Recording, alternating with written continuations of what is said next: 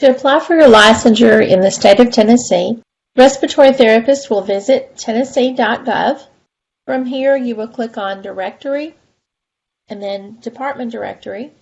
Scroll down to Health, back up to Health Professionals and the Health Professional Board, and scroll all the way down to Respiratory Care. The menu here is helpful to remember as you practice in the state of Tennessee. There will be times that you may need to revisit the statutes and rules, or you may need to apply for upgrading from CRT to RRT. So this screen will give you a lot of valuable information, but for today we're going to be looking at the Applications tab. So as a new applicant, when you click on Application and Instructions, it is going to take you to somewhere different than you're going to see in this video. So at this point, you would click on Applications and Instructions for Licensure, and you would get a sign-in menu at this point. So you would create a new profile, and it's very self-explanatory. You complete the new profile and include your email address. Once you've completed that short application piece, you'll receive an email with instructions and with a temporary password. You'll click on the link in your email and you'll use that temporary password and then immediately reset the password to one that you choose. At that point, you would be logged in as your username. So once you're logged in as your username, you're going to look at these options. You're going to be starting a new application. What are we applying for? Is the Board of Respiratory Care. So that's not a problem, but then when we click on our second option, we have an entire list, seven different options. So what I want to do is go through these briefly for you so that you can make an informed decision about how you're going to initially apply for licensure in the state of Tennessee. So the first option, Licensed Certified Respiratory Therapist by exam.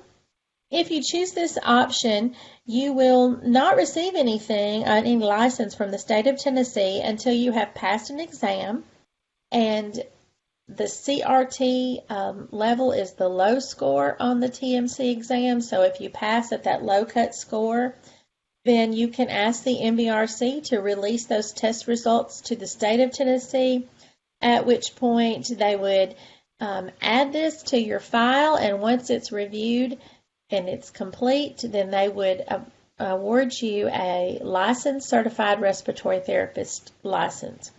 We're going to skip down to the licensed certified respiratory therapist initial work permit application.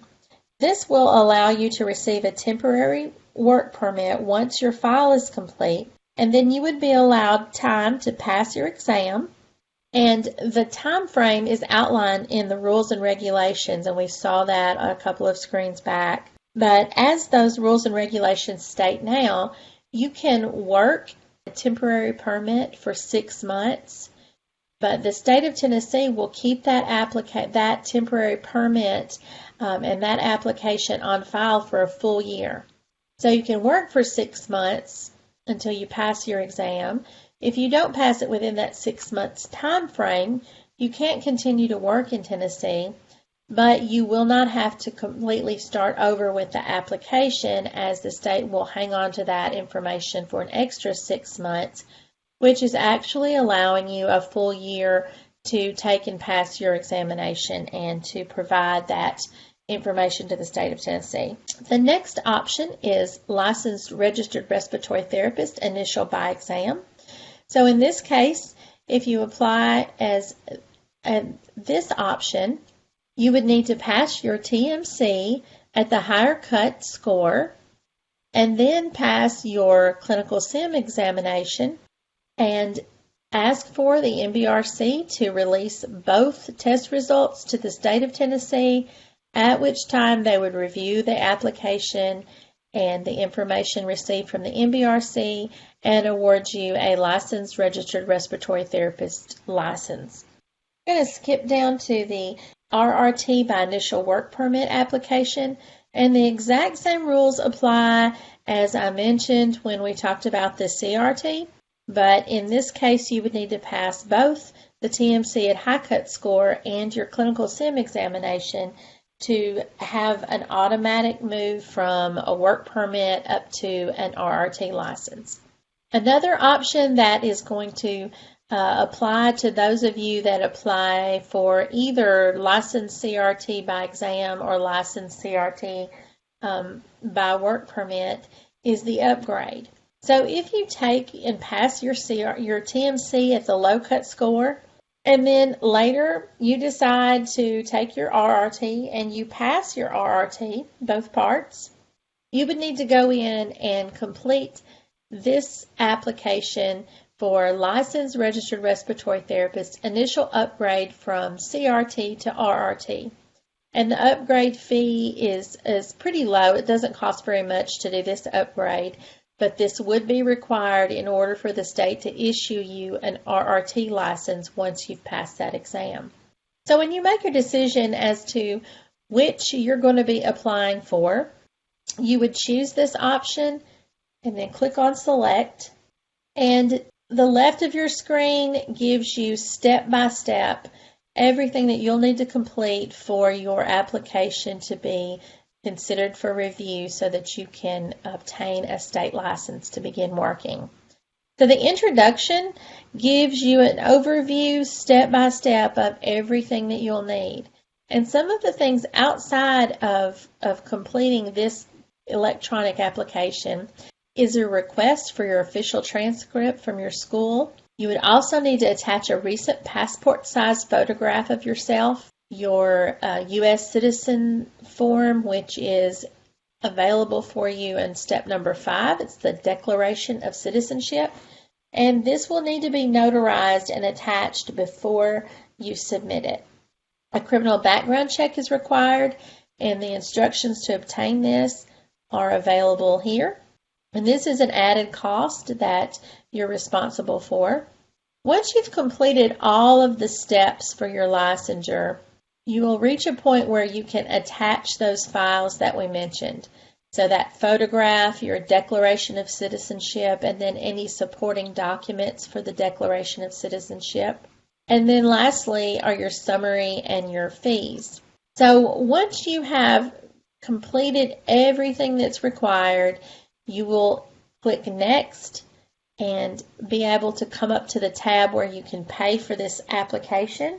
And as soon as you pay for that application, it will bounce you back to another drop-down menu where you can complete that mandatory practitioner profile that is referred to in the introduction that we discussed.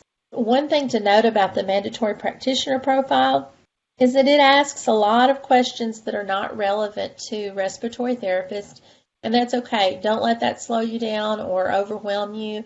If it doesn't apply to you, you're going to choose not applicable and move right on through the process. Once you've completed your file, you should receive an email indicating that the application has been received, and then within a short period of time, you will receive any instructions or requested documents that you might have overlooked. So watch for that email. And before you submit, make sure that you look through all of the information that you've completed in this electronic application and that you've utilized this edit button to make any corrections to anything that might not be accurate here to the left. So I think this covers everything, and remember, if you have any questions or you need to reach anyone with the board, they cannot talk to anybody except for the applicant themselves. So your department director or your person that's responsible for orientation at the hospital, they can't call for you. Human Resources cannot call for you. This is your individual professional license, and it is your responsibility.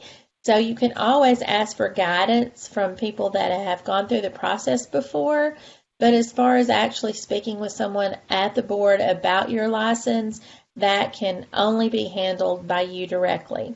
So the contact for the Board of Respiratory Care is right here. This is the Nashville number, and then they also provide an 800 number. So I hope this video has helped you with the process, and please feel free to refer back to it as needed, and good luck in your application.